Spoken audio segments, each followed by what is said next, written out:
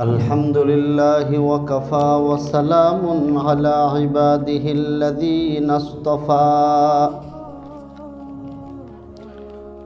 أما بعد فأعوذ بالله من الشيطان الرجيم بسم الله الرحمن الرحيم أفحسبتم أنما خلقناكم عبثا وأنكم إلينا لا ترجعون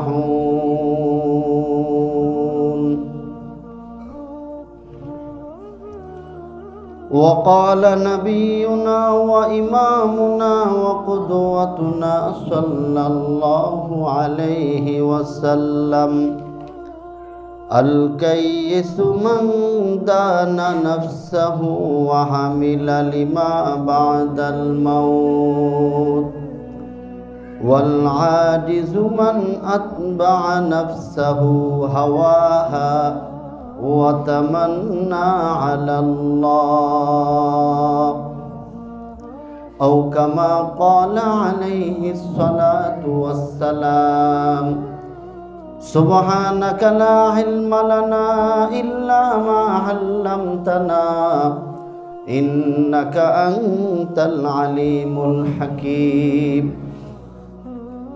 اللهم صل على محمد وعلى آل محمد كما صليت على إبراهيم وعلى آل إبراهيم إنك حميد مجيد اللهم بارك على محمد وعلى آل محمد كما باركت على إبراهيم وعلى آل إبراهيم إنك حميد مجيد بلغ العلا بكماله كشف الدجى بجماله حسنت جميع خصاله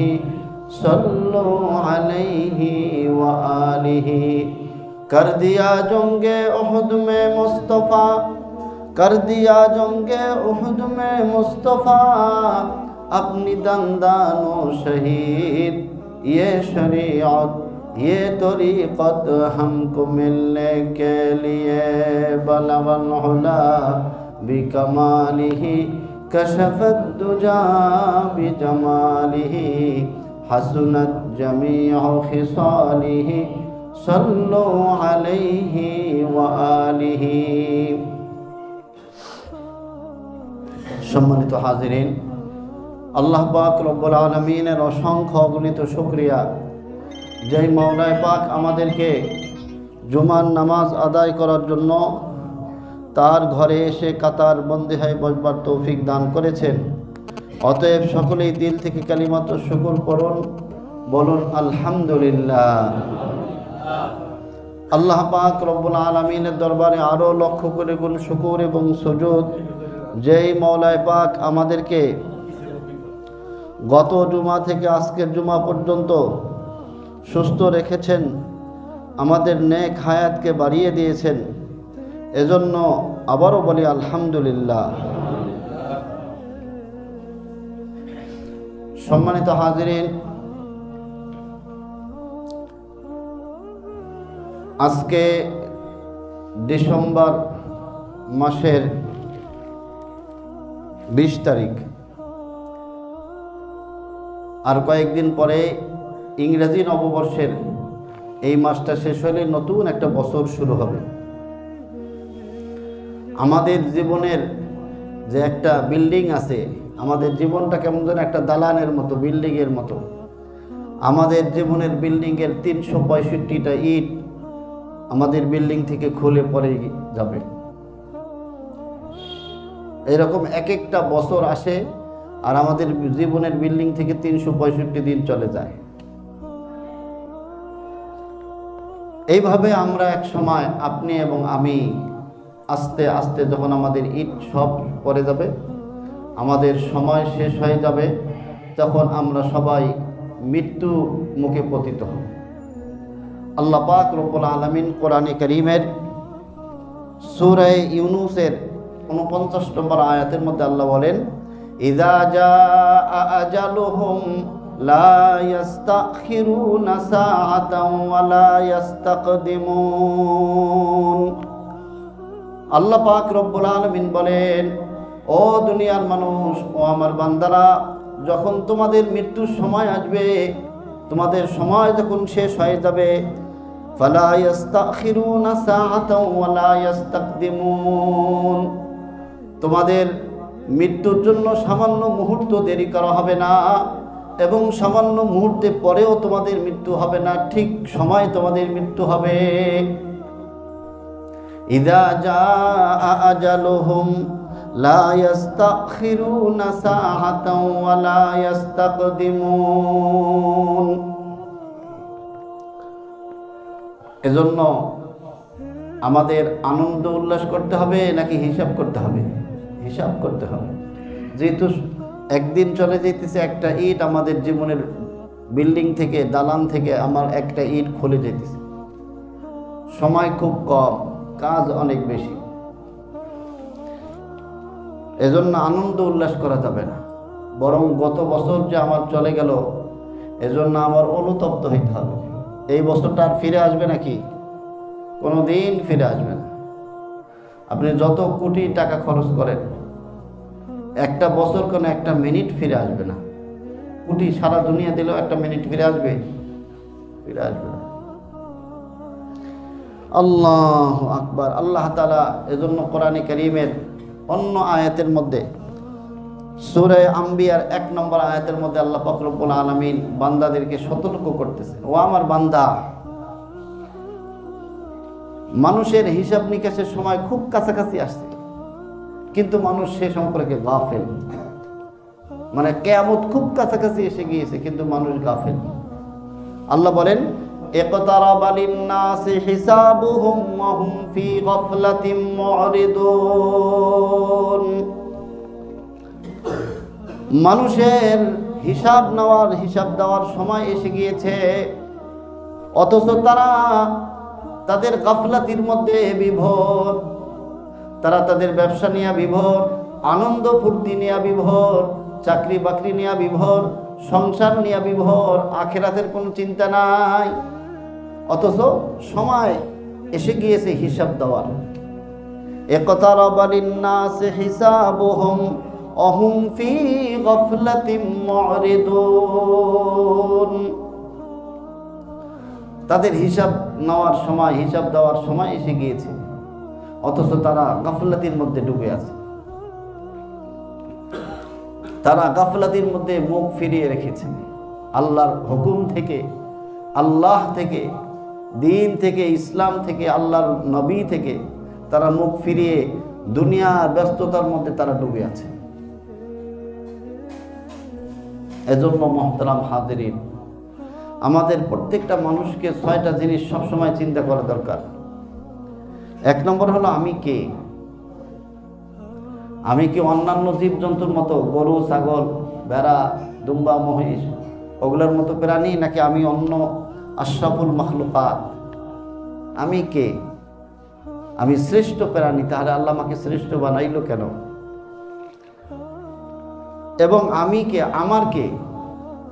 দুনিয়াতে আমার বলতে কেউ আছে? আপনার বিবি আপনার, অল্প সময়ের জন্য আপনার সন্তান আপনার না, আপনার বিল্ডিং, দোকান, গাড়ি, বাড়ি কোনো কিছুই আপনার না। সব রেখে যেতে হবে, সব রেখে যেতে হবে। তো এই জন্য চিন্তা করা দরকার, কে আমার? আপনার হলো নেক আমল। কি নেক আমল? দুনিয়াতে যত নেক আমল করবেন এগুলো আপনার, কেউ নিতে পারবে না। আল্লাহ, এটা চিন্তাই হওয়ার কোনো সম্ভাবনা নেই। হ্যাঁ, চিন্তাই হওয়ার সম্ভাবনা আছে যদি ঈমান নষ্ট করে ফেলে, তাহলে আমল নষ্ট হয়ে যাবে। আর যদি ঈমান মজবুত থাকে, আমল নষ্ট হওয়ার কোনো সম্ভাবনা আছে? কোনো সম্ভাবনা নেই। এজন্য যত নেক আমল করবেন এগুলো আপনার, তাছাড়া কিচ্ছু আপনার না দুনিয়াতে। 3 নম্বর, আমি কার? তাহলে এটাও চিন্তা করা দরকার, আমি কার? আমি হলাম আল্লাহর। আমাকে আল্লাহ তাআলা বানাইছেন। আল্লাহ কোরআনে কারীমের মধ্যে বলেন যে ইন্নাল্লাহা আশতারা মিনাল মুমিনিনা আনফুসাহুম ওয়া আমওয়ালাহুম বিআন্না লাহুমুল জান্নাহ। আল্লাহ পাক রব্বুল আলামিন বলেন, ও আমার বান্দারা, নিশ্চয় আল্লাহ পাক রব্বুল আলামিন মুমিনদের জান এবং মাল, মুমিনদের জান এবং মাল, এই দুইটা জিনিস আমি আল্লাহ পাক রব্বুল আলামিন জান্নাতের বিনিময় ক্রয় করে নিয়েছি। মুমিনের জানও আমার, মালও আমার। মাল আল্লাহ দিয়েছে, জানও আল্লাহ তাআলা দিয়েছেন। আবার আল্লাহ যখন সময় হবে আমার জানও নিয়ে নেবেন। আবার দুনিয়াতে যদি আল্লাহ চান আমার মালও নিয়ে নেবেন। এজন্য আল্লাহ বলেন ইন্নাল্লাহা আশতারা মিনাল মুমিনিনা আনফুসাহুম ওয়া আমওয়ালাহুম বিআন্না লাহুমুল জান্নাহ। 4 নম্বর, প্রত্যেকটা মানুষকে চিন্তা করা উচিত আমি কোথা থেকে এসেছি। আমরা রূহের জগৎ থেকে, জান্নাত থেকে এসেছি। কি বলেন? আমাদের ঠিকানা কি? জান্নাত। আমাদের পিতা সাইয়্যিদনা আদম আলাইহিস সালাতু ওয়াস সালাম, উনি কোথায় ছিলেন? জান্নাতে ছিলেন। আমাদের ঠিকানা হলো জান্নাত। এজন্য আমাদের আসল ঠিকানা জান্নাত। আমরা আবার ইনশাআল্লাহ নেক আমল কইরা কোথায় যেতে হবে? জান্নাতে।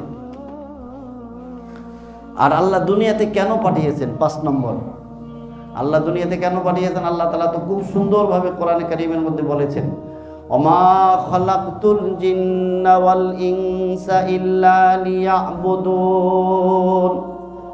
আল্লাহ বলেন, ও দুনিয়ার মানুষ, আমি তোমাদেরকে এবং জিন্নাতদেরকে আমার ইবাদত করার জন্য বানিয়েছি। আমার ইবাদত করার জন্য আমি দুনিয়াতে পাঠাইছি, অনর্থক আমি তোমাদেরকে বানাইনি। কোরআনে কারীমের অন্য জায়গায় আল্লাহ বলেন, আফা হাসিবতুম আন্নামা খালাকনাকুম আবাসাও ওয়া আন্নাকুম ইলাইনা লা তুরজাউন। আল্লাহ বলেন, ও আমার বান্দারা, তোমরা কি এইটা ধারণা করেছো যে আমি তোমাদেরকে অনর্থক বানিয়েছি? ওয়া আন্নাকুম ইলাইনা লা তুরজাউন, এবং তোমরা আমার কাছে ফিরে আসবে না। এরকম তোমরা কি ধারণা করেছো? তোমাদের এই ধারণা ভুল। এরকম ধারণা করিও না। আমি তোমাদেরকে অনর্থক বানাই না এবং তোমরা আমার কাছে আবার ফিরে আসবে না, এটা ধারণা করিও না। আমি তোমাদেরকে কাজের জন্য বানাইছি, সেটা হলো আমার ইবাদত। আর তোমরা মৃত্যুর পর আবার আমার কাছে ফিরে আসবে। এজন্য মুহতারাম হাজিরিন, 6 নম্বর, আমরা যে আবার যাব, কোথায় যাব? আল্লাহর কাছে যাব, জান্নাতে যাব, যদি আমরা নেক আমল করি। আর নেক আমল না করলে আল্লাহ যদি নারাজ হয়, শয়তান খুশি হয়, তাহলে কোথায় যাব? জাহান্নামে, নাউযুবিল্লাহ। আল্লাহু আকবার। এজন্য মুহতারাম হাজিরিন, প্রকৃত বুদ্ধিমান কারা দুনিয়াতে? প্রকৃত বুদ্ধিমান আন শাদ্দাদ ইবনে আউস রাদিয়াল্লাহু তাআলা আনহু আনিন নবী সাল্লাল্লাহু আলাইহি ওয়াসাল্লাম قال الكيس من دان نفسه وعمل لما بعد الموت والعاجز من أتبع نفسه وهواها وتمنى على الله। হযরত শাদ্দাদ ইবনে আউস থেকে বর্ণিত, তিনি নবীজি থেকে বলেন, তিরমিজি শরীফের 2459 নম্বর হাদিস। উনি বলেছেন, রাসূল করিম সাল্লাল্লাহু আলাইহি ওয়াসাল্লাম বলেছেন, আল কাইসু মান দানা নাফসাহু, প্রকৃত বুদ্ধিমান ওই ব্যক্তি, জ্ঞানী ওই ব্যক্তি, চালাক ওই ব্যক্তি, মান দানা নাফসাহু, যিনি নিজের নফসের হিসাব করে, নিজের জীবনের হিসাব করে, আমি নেক আমল বেশি করলাম না গুনাহ বেশি করলাম, আমি জান্নাতের উপযুক্ত হইতেছি নাকি জাহান্নামের উপযুক্ত হইতেছি, আমি আল্লাহকে খুশি করতেছি নাকি শয়তানকে খুশি করতেছি, এই হিসাবগুলো যারা করে, ওয়া আমিলা লিমা বাদাল মাউত, এবং মৃত্যুর পরের যে জীবন, সেই জীবনের জন্য যারা বেশি বেশি নেক আমল করে। এটা হলো এই 2টা কাজ, যারা নিজের নফসের হিসাব করে এবং মৃত্যুর পরের জীবনের জন্য, আখিরাতের জন্য প্রস্তুতি গ্রহণ করে। এই 2টা কাজ যারা করে, আল্লাহর হাবিব বলেন তারা বেশি চালাক। ওয়াল আজিজু মান আতবা নাফসাহু ওয়া হাওয়াহা ওয়া তামান্না আলাল্লাহ। আল্লাহর হাবিব বলেন, নির্বোধ ওই ব্যক্তি যে ব্যক্তি নিজের নফসের গোলামি করে, নিজের নফসের খাহিসাত পূরণ করার মধ্যে লিপ্ত থাকে, ওয়া তামান্না আলাল্লাহ, এবং আল্লাহর ক্ষমার আশা করে। গুনাহ করে আর না আল্লাহ ক্ষমা করে দিবে, আবার গুনাহ করে আল্লাহ ক্ষমা করে দিবে। আল্লাহর উপর ভরসা করে আর নিজের নফসের গোলামি করে, মন যা চায় তাই করে, মন যা চায় তাই করে। মন চাইছে ইস্তেফার ময়দানে যে ঘুমন্ত মানুষগুলাকে আক্রমণ করে মারতে করছে। মানুষকে মারা যাবে? নবীজি কি বলছেন? নবীজি বলছেন, মান কাতালা মুমিনান মুতাহাম্মিদান ফালিয়াতাবাওয়া মাকআদাহু মিনান নার। আল্লাহর হাবিব বলেন, ও দুনিয়ার মানুষ, যে ব্যক্তি কোনো মুমিনকে ইচ্ছাকৃতভাবে হত্যা করবে, ফালিয়াতাবাওয়া মাকআদাহু মিনান নার, তারা নিজের ঠিকানা জাহান্নাম বানাই নিল। যে কোনো মুমিনকে ইচ্ছাকৃতভাবে হত্যা করবে তার ঠিকানা কোথায়? জাহান্নাম। কে বলেছেন? নবীজি বলেছেন। আল্লাহু আকবার। আল্লাহ পাক কোরআনে কারীমের মধ্যে বলেন যে হত্যার চেয়ে নিকৃষ্ট পাপ আর নাই। অন্য হাদিসের মধ্যে নবীজি বলেন, আউয়ালু মা ইউহাসাবু বিহিল আবদু আল কতলু বা আদ-দামু। কাল কিয়ামতের ময়দানে সর্বপ্রথম হিসাব হবে তো নামাজের, আর এটা হলো আমলের দিক দিয়া, আর মানুষের সাথে লেনদেন আদান প্রদানের দিক দিয়ে সর্বপ্রথম হিসাব হবে কতলের, হত্যার। তুমি কাউকে হত্যা করেছো কিনা। এজন্য মন মতো চলা যাবে না। নবীজি বলেন, যারা চালাক তারা নেক আমল করে, নিজের হিসাব গ্রহণ করে, আর যারা নির্বোধ তারা নিজের মন মতো চলে আর আল্লাহর উপর ভরসা করে আল্লাহ আমাকে ক্ষমা করে দিবেন। নাউজুবিল্লাহ। এজন্য নবীজি সাল্লাল্লাহু আলাইহি ওয়াসাল্লাম তিরমিজি শরীফের 2459 নম্বর হাদিস, ওই হাদিসের মধ্যে নবীজি আরো বলেন, হাসিবু আনফুসাকুম ক্বাবলা আন তুহাসামু। ও আমার উম্মত, তোমরা তোমাদের হিসাব গ্রহণ করার পূর্বে নিজেরাই নিজেদের হিসাব গ্রহণ করো। ওয়া তুযায়্যিনু লিল আরজিল আকবার, ওয়া তুযায়্যিনু লিল আরজিল আকবার, এবং নিজেদেরকে সুসজ্জিত করো। কিয়ামতের আমলনামা তোমাদের কাছে উপস্থিত হওয়ার পূর্বে তোমরা নিজেরাই নিজেদেরকে প্রস্তুত করো, নিজেদেরকে সাজিয়ে নাও। ইন্নামা ইউখাফফিফ ওয়া ইন্নামা ইয়াখিফুল হিসাবু ইয়াউমাল কিয়ামা। কিয়ামত দিবসে ওই ব্যক্তির হিসাব সহজ হবে, মান হাসাবা নাফসাহু ফিদ দুনিয়া, যারা দুনিয়ার মধ্যে নিজের নফসের হিসাব করবে। দুনিয়াতে যারা হিসাব নিকাশ কইরা নেক আমল কইরা পারফেক্ট ভাবে প্রস্তুতি নিয়ে কবরে যাবে, তাদের হিসাব হবে একবারে হালকা। বলেন সুবহানাল্লাহ। এজন্য মুহতারাম হাজিরিন, আল্লাহ পাক রব্বুল আলামিন সূরা জারিয়াতের 56 নম্বর আয়াতের মধ্যে, যে আয়াতটা একটু আগে আমি বললাম, আল্লাহ বলেন, ওমা খালাকতুল জিন্না ওয়াল ইনসা ইল্লা লিয়াবুদুন। আমি জিন এবং ইনসানকে আমার ইবাদতের জন্য বানাইছি, খেল তামাশার জন্য বানাই নাই। আমি জিন এবং ইনসানকে আমার ইবাদতের জন্য বানাইছি, আল্লাহ বলেন। আর যারা ইবাদত করবে আল্লাহ পাক রব্বুল আলামিন দুনিয়াতেও প্রতিদান দেবেন, আখিরাতেও প্রতিদান দেবেন। বলেন সুবহানাল্লাহ।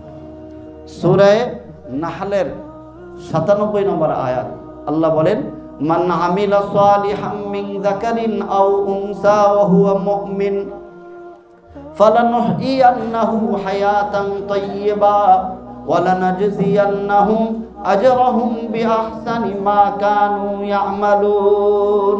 আল্লাহ বলেন, আমার যেই বান্দা এবং বান্দি, যারা যেই পুরুষ এবং নারী, যেই বান্দা এবং বান্দি দুনিয়াতে নেক আমল করবে ঈমানের হালতে। কোন হালতে? ঈমানের হালতে। ঈমান আগে, ঈমান সবার আগে, ঈমান সবার আগে, ইমান পরে না। কিন্তু এজন্য ইমানের হেফাজত সবাইকে করতে হবে, ইমান সবার আগে। ইমানের হালতে যদি আমার কোনো বান্দা এবং বান্দি নেক আমল করে, আল্লাহ বলেন ফালানুহইয়ান্নাহু হায়াতান তাইয়্যিবা, আমি আল্লাহ পাক রব্বুল আলামিন তাদেরকে উত্তম থেকে উত্তম সুখ স্বাচ্ছন্দ্যের জীবন আমি আল্লাহ দিয়ে দিব। ওয়ালানাজজিয়ান্নাহুম আজরাহুম বিআহসানি মা কানু ইয়ামালুন, এবং তারা দুনিয়াতে যেই নেক আমল করেছে সেই নেক আমলের প্রতিদান হিসাবে আমি আল্লাহ আখিরাতে উত্তম থেকে উত্তম বদলা আমি দিয়ে দিব। বলেন সুবহানাল্লাহ।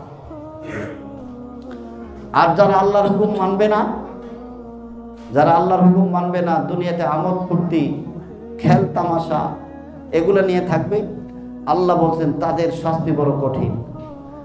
কোরআনে কারীমের সূরা তাহার 124 নম্বর আয়াতের মধ্যে আল্লাহ বলেন ওমান আরাদা আন যিকরি ফাইন্না লাহু মাঈশাতান দানকা, আল্লাহ বলেন যারা দুনিয়াতে আমার হুকুম থেকে বিমুখ থাকবে, আমার স্মরণ থেকে গাফেল থাকবে, আমার ইবাদত বন্দেগী থেকে গাফেল থাকবে, ইসলামের হুকুম আহকাম পালন করা থেকে বিরত থাকবে, আল্লাহ বলেন ফাইন্না লাহু মাঈশাতান দানকা, আমি তাদেরকে দুনিয়াতে সংকীর্ণ জীবন দিয়ে দেব, খালি পেরেশানি। দেখেন না কিছু মানুষ আছে হুজুর পেরেশানি, এই ব্যবসা হাত দিয়ে এখানেও বরকত নাই, আরেক জায়গায় দিয়ে ওটাও লস, যেখানে যাই এই অসুস্থ, এই সমস্যা, এই সমস্যা, দুনিয়াতে খালি সংকীর্ণ জীবন, পেরেশানির জীবন। আল্লাহ বলেন ফাইন্না লাহু মাঈশাতান দানকা ওয়া নাহশুরুহু ইয়াওমাল কিয়ামাতি আমা, আল্লাহ বলেন আল কিয়ামতের ময়দানে আমি তাদেরকে অন্ধ করে উঠাবো। বলেন নাউযুবিল্লাহ। তখন আল্লাহকে বলবে ক্বালা রাব্বি লিমা হাশারতানি আ'মা ওয়া ক্বাদ কুনতু বাসীরা, বলে আল্লাহ আপনি আমাকে কেন অন্ধ করে উঠাইলেন, আমি তো দুনিয়াতে চাক্ষুষমান ছিলাম, আমার চোখ ছিল, আমি দেখছি। আল্লাহ বলেন ক্বালা কাযালিকা আতাতকা আয়াতুনা ফানাসিতাহা ওয়া কাযালিকাল ইয়াওমা তুনসা, দুনিয়াতে এরকমও তোমার এইভাবেই তোমার নিকটে আমার আয়াত আসছিল, আমার নবীরা কোরআন নিয়ে আসছে, নবীর পরে ওলামা একরাম কোরআনের আয়াত হাদিস তোমাকে পরে শোনানো হয়েছে, তুমি এগুলা থেকে অন্ধ ছিলা, কাফের ছিলা, এগুলোর দিকে খেয়ালই করোনি, এজন্য আমি আল্লাহ আজকে তোমাকে ভুলে গেছি। তুমি আমাকে ভুলছো, আমিও তোমাকে ভুলে গিয়েছি। দুনিয়াতে তুমি আমাকে ভুলছো, আখিরাতে আমি তোমাকে ভুলে গিয়েছি। দুনিয়াতে তুমি যদি আমাকে স্মরণ করতা, আজকে আখিরাতে আমিও আল্লাহ তোমাকে স্মরণ করতাম। দুনিয়াতে তুমি আমার আয়াত থেকে গাফেল না থাকতা, আমিও আল্লাহ তোমার থেকে বিমুখ থাকতাম না, তোমার খোঁজ খবর নিতাম, তোমাকে জান্নাত দিয়ে দিতাম। আল্লাহু আকবার। এজন্য মহতারাম হাজিরিন, সামনে যে 31st নাইট আসতেছে, এই 31st নাইটে কি আমোদ ফুর্তি করা যাবে? না, আমোদ ফুর্তি করা যাবে না। 31st নাইট পালন করে হারে মুসলমান, हम मुसलमान है मगर हम में मुसलमानी नहीं, हम में ईमान है मगर ईमान में कामिल नहीं, हम मुसलमान है मगर हम में मुसलमानी नहीं, हम में ईमान है मगर ईमान में कामिल नहीं। আমরা নামে মুসলমান কিন্তু মুসলমানিত্ব নাই, আমাদের মধ্যে ঈমান আছে কিন্তু ঈমান পূর্ণ না। এই ঈমান আমাকে গুনাহ থেকে বাঁচাইতে পারে না। আমার লজ্জা থাকলে কি আমি 31st নাইট পালন করতে পারি? 31st নাইট তো পালন করবে তারা। 31st নাইট এটা হলো মুশরিকদের কাজ। হযরত ঈসা আলাইহিস সালাতু ওয়াস সালামের জন্মের পূর্বে 2 মুখ বিশিষ্ট একটা দেবতা আছে, ওই দেবতার পূজা করত। কি পূজা করত? 2 মুখ বিশিষ্ট। 31st নাইট আসলে ডিসেম্বরের 31 তারিখ 12টার আগে তারা যে এক মুখ থাকতো, ওই মুখে যাইয়া তার কাছে, ওই দেবতার কাছে পানা চাইত, বলে আমরা সারা বছর যা করছি আপনি মাফ করে দেন। আবার যে 12টা পার হয়ে যেত আর এক মুখে চলে যেত, যাইয়া বলতো নতুন বছর শুরু হয়ে গেছে, ও দেবতা আপনি আমাদের নতুন বছর ভালো করে দিয়ে। দেবতার কোনো ক্ষমতা আছে? এই তাদের এখান থেকে এখন 31st নাইট মুসলমান পালন করে। এটা শিরিক। এটা কি? তাহলে যারা 31st নাইট করলো তারা শিরিক করলো। কি করলো? শিরিক করলো। আর আল্লাহ বলেন ইন্নাল্লাহা লা ইয়াগফিরু আন ইউশরাকা বিহি ওয়া ইয়াগফিরু মা দুনা যালিকা লিমান ইয়াশা। আল্লাহ বলেন, ও আমার বান্দারা, আল্লাহ পাক রব্বুল আলামিন শিরিক ছাড়া অন্য গুনাহ মাফ করবেন, শিরিকের গুনাহ আল্লাহ মাফ করবেন না। ওয়া ইয়াগফিরু মা দুনা যালিকা লিমান ইয়াশা ওয়া মান ইউশরিক বিল্লাহি ফাকাদ দাল্লা দালালাম বাঈদা। আল্লাহ বলেন যে আল্লাহর সাথে শিরিক করলো সে অনেক অনেক অনেক দূরের পথভ্রষ্ট হয়ে গেল।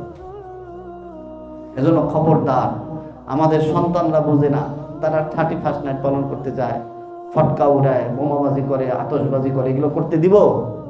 বাড়িওয়ালারা আপনাদের কাছে অনুরোধ, ইসলাম নগর থেকে আমাদের এই এলাকা থেকে একটা বাড়ি থেকেও যেন ওই আতশবাজি না হয়, একটা আগুন না উড়ে। এটা আল্লাহর কাছে আপনারা হিসাব দেবেন কাল কিয়ামতের ময়দানে, হিসাব দিতে হবে। এজন্য সবাইকে সতর্ক করেন। কত বাড়ি পুড়ে যেতেছে, কত বড় পুড়ছে একটা বাড়ি, কয়েকটা বাড়ি পুড়ছে আতশবাজি করতে যায়। এজন্য আল্লাহর আযাব যদি না চান এগুলো বন্ধ করেন। আপনাদের ঘরে ঘরে আল্লাহর আযাব এসে যাবে, শাস্তি এসে যাবে। এই আতশবাজি, এই 31st নাইটের আপনাদের যুবক যুবতীদের বেহায়াপনা, বেলেল্লাপনা, এগুলা বন্ধ করেন। আল্লাহ তাআলা আমাদের সকলকে তৌফিক দান করুন। মুহতারাম হাজিরিন, আরেকটা জরুরি বিষয়, সেটা হলো আপনারা গত 18 তারিখ লক্ষ্য করেছেন যে ইজতেমার ময়দানে আমাদের মসজিদ থেকেও কিন্তু গত শুক্রবার, আগে শুক্রবার গাড়ি গেছে। কি জন্য গেছে? ময়দানের কাজের জন্য। ইজতেমার ময়দানের কাজ চলতেছে। ইজতেমা হলো 31, 1, 2, 3 3 দিন এই বিশ্ব ইজতেমা। তো এই বিশ্ব ইজতেমার প্রস্তুতির জন্য মাঠে কাজ চলতেছে। আমাদের বাংলাদেশে আপনারা জানেন যে দাওয়াতে তাবলীগ একটা উত্তম মেহনত, এটা নবীওয়ালা কাজ। কিন্তু এই মেহনতের মধ্যে কিছু লোক এই মেহনত থেকে গাফেল হয়ে গেছে, তারা বের হয়ে গেছে। কেমনে বের হয়ে গেছে? তারা ব্যক্তি পূজা শুরু করেছে। আমরা ইবাদত কার করবো? আল্লাহর না ব্যক্তির? হ্যাঁ, তা যদি ব্যক্তির ইবাদত করতাম, নবী যখন মরে গেছে, আমাদের নবী যখন মরে গেছেন তখন তো ইসলাম শেষ হয়ে যেত নাকি? আমরা কোনো ব্যক্তির পূজা করি না। নবী চলে গেছেন, সাহাবা একরাম, হযরত আবু বকর, হযরত ওমর, হযরত ওসমান চলে গেছেন, ইসলাম আছে, কিয়ামত পর্যন্ত থাকবে। এজন্য আমরা কোনো ব্যক্তির পূজা করব না, আমরা তাবলীগ করব। এটাও কার জন্য? আল্লাহর জন্য। এখন কেউ যদি বলে না আমি সাদের তাবলীগ করব, নাউজুবিল্লাহ, তাহলে তো সে এটাও শিরিক হয়ে গেল। তাবলীগ করব আল্লাহ, আমি আল্লাহর জন্য তাবলীগ করব। আমাদের এক গ্রুপ তারা পথভ্রষ্ট হইয়া ওই সাদের অনুসরণ করে। আবার সাদ সাহেবের ব্যাপারে আপনারা সকলেই জানেন যে উনি কিছু বিভ্রান্তিমূলক কথা বলছেন। আমি একটু আগে বয়ানের মধ্যে বলছি ঈমান সবার আগে, ঈমান সবার আগে। ঈমান, আমাদের 1 নম্বর ঈমান হলো আল্লাহ সব কিছু করেন। আমাদের 1 নম্বর ঈমান কি? আল্লাহ সব কিছু করেন। আল্লাহ ভালো মন্দ, হেদায়েতের মালিক কে? আল্লাহ। এখন কেউ যদি বলে হেদায়েতের মালিক আল্লাহ না, তাহলে তার ঈমান থাকবে? শিরিক করে ফেললো। উনি বলতেছেন, সাহাব বলতেছেন হেদায়েতের মালিক যদি আল্লাহ হইতেন তাহলে আল্লাহ নবী দুনিয়াতে পাঠাইতেন না, নাউজুবিল্লাহ। অথচ আল্লাহ তার হাবিবকে বলতেছেন ইন্নাকা লা তাহদি মান আহবাবতা ওয়ালাকিন্নাল্লাহা ইয়াহদি মান ইয়াশা। ও আমার হাবিব, আপনি যাকে চান তাকে হেদায়েত দিতে পারেন না, বরং আল্লাহ যাকে চান আল্লাহ তাকে হেদায়েত দিয়ে দেন। আল্লাহর হাবিব তার চাচাকে হেদায়েত দিতে পারেন নাই। চাচার কাছে গেছেন, কাঁদছেন, কিন্তু চাচা ঈমান আনেন নাই। তাহলে 1 নম্বরে যে বললো হেদায়েত আল্লাহর হাতে না, সে তো শিরিক করলো, তাকে মানা যাবে? আমি আপনাদের খতিব, আপনাদের ইমাম, আমি যদি শিরিক করি, আমার পিছনে আপনার নামাজ পড়বেন? আমি বলবো কোনোদিন পড়বেন না, তাহলে আপনার নামাজই হবে না আপনাদের। এজন্য আমরা ওই গ্রুপটা, তারা সাদ সাহেবকে মানে, সাদ সাহেব বিভ্রান্ত হয়ে গেছে। একজন মানুষ বিভ্রান্ত হইতে পারে, সাদ সাহেব এসে বড় বড় আল্লাহর ওলি, বনি ইসরাইলের কত বড় আল্লাহর ওলি, সেই পথভ্রষ্ট হয়ে গেছে, হইতেই পারে। এজন্য আমরা সাদ সাহেবকে নিয়ে থাকবো। আমরা যারা হক্কানি ওলামা একরাম এবং আমাদের যে সকল সাথী সাধারণ মুসলমান, তারা বলছে না, আমরা কোরআন হাদিস যেদিকে হক্কানি ওলামা একরাম যেইভাবে দিক নির্দেশনা দেয় আমরা সেদিকে আসি, সেইভাবে আমরা তাবলীগ করব আল্লাহর জন্য। কোনো সাদ সাহেবের পূজা আমরা করব না। তো ওই পথভ্রষ্ট, তারা যে পথভ্রষ্ট তার প্রমাণ দেখেন আমাদের একদম মোমেন মুসলমান সাথী যারা ঘুমান্ত ছিল তাদেরকে চারজন সাথীকে একদম হত্যা করছে ওখানে। আপনারা ভিডিওর মধ্যে দেখছেন যে বড় বড় লাঠি। আমরা যে কয়েকদিন আগে যে আমাদের জোর গেছে, জোরের মধ্যে আমাদের মুরব্বীরা কি বলছেন, 3 চিল্লার সাথী যারা তারা যাবে, আর আপনারা বিছনাপত্র নিয়ে যাবেন। আর তারা কি নিয়ে গেছে? লাঠি নিয়ে গেছে, তরবারি নিয়ে গেছে। ইস্তেমার ময়দানে কেউ লাঠি আর তরবারি নিয়ে যায়? আবার তারা ওই চিঠির মধ্যে তাদেরকে লেখছে, চিঠি আছে বের হয়েছে নেটের মধ্যে দেখবেন আপনারা, চিঠিতে লেখছে যে আপনারা 3 চিল্লা লাগবে না, যারাই আমাদেরকে মহব্বত করে নওজোয়ান যুবক তাদেরকে সবাইকে নিয়ে যাবো ওখানে। আবার লাঠিও নিয়ে যেতে বলছে, নাউজুবিল্লাহ। এজন্য আমাদের 4 জন ভাইকে শহীদ তারা করে দিল। এখনো অনেক মুমূর্ষ। আজকে একজন ব্যক্তিকে দেখলাম ঢাকা মেডিকেলে ভর্তি আছে, উনি খুব নেককার সাথে, বাড়ি হলো ওই ময়মনসিংহের ওইদিকে। উনি ওই রাতের বেলা 1টা না 2টার সময় ঘুম থেকে লাফ দিয়ে উঠছে, পাশের সাথীকে বলছে, ভাই আমি তো স্বপ্নে দেখলাম যে তারা আমাদের উপর আক্রমণ করবে। আসলে একটু পরে 1 ঘন্টা পরে থেকে আক্রমণ করলো।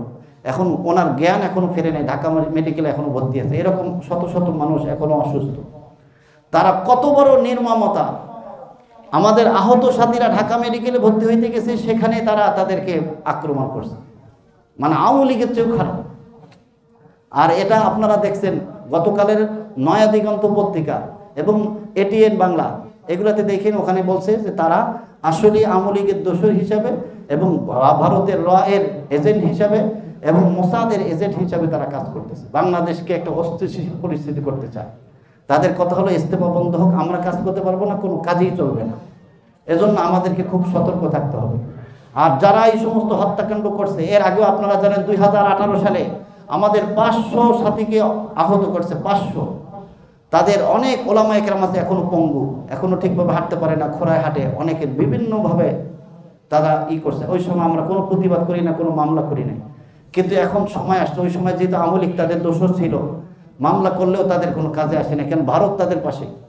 এজন্য এখন সময় আসছে তাদের বিরুদ্ধে মামলা হবে, তাদেরকে গ্রেফতার, তাদের ফাঁসি বা তাদের বিচার আমরা চাই কি চাই না?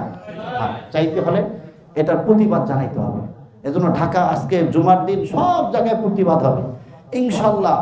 কাল কিয়ামতের ময়দানে আমাদের এই শহীদ সাথী ভাইরা, তারা যদি আল্লাহর কাছে বলে যে আল্লাহ আমাদেরকে শহীদ করে দেওয়া হয়েছে, আমার মুসলমান ভাই কোনো কিছু বলে নাই, এজন্য আমরা তাদের পক্ষে কথা বলার জন্য রাজি আছি তো ইনশাল্লাহ।